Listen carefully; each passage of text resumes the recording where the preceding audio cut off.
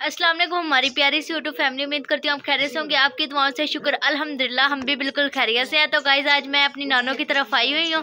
मैं आप लोगों का कबूतर दिखाती हूँ। मेरा मामू जान देखो, मामू के इतने ज़्यादा कबूतर हैं।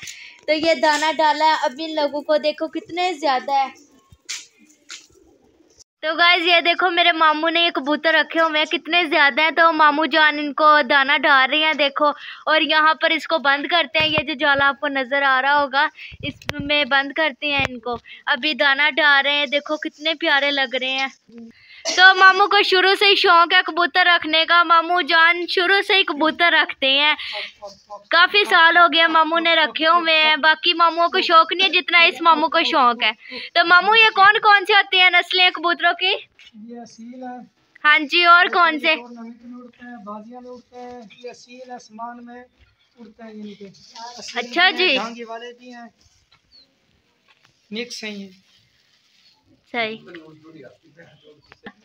तो मामू इनको क्या क्या डालते हैं, इनकी खुराक क्या होती है कबूतरों की? बाजरा पाते हैं, रोटी पाते हैं, सरनी, मकई, छोला। अच्छा, इसको जो चीज मर्जी डाल दो। किस्म को इनको खुराक बना कर देते हैं, फिर उड़ते हैं। सही, इनको भी जैसे हम खुराक खाते हैं ये भी खाते हैं ना। आप इसको कितने टाइम डालते हैं ये खुराक वगैरह? दाना पाते हैं इनको, दाना डालने के बाद इनको शाम को ढक देते हैं। जब उड़ाना होता है सुबह उड़ाते हैं इनको। मतलब कि 3 टाइम इनको भी खाना डालते हो? मतलब कि हम तो 3 टाइम खाते हैं खाना वगैरह, एक टाइम खाते हैं। ये एक टाइम इसको बस डालते हो? बाजरा वगैरह कुछ भी हो, जैसे रोटी हो। सही।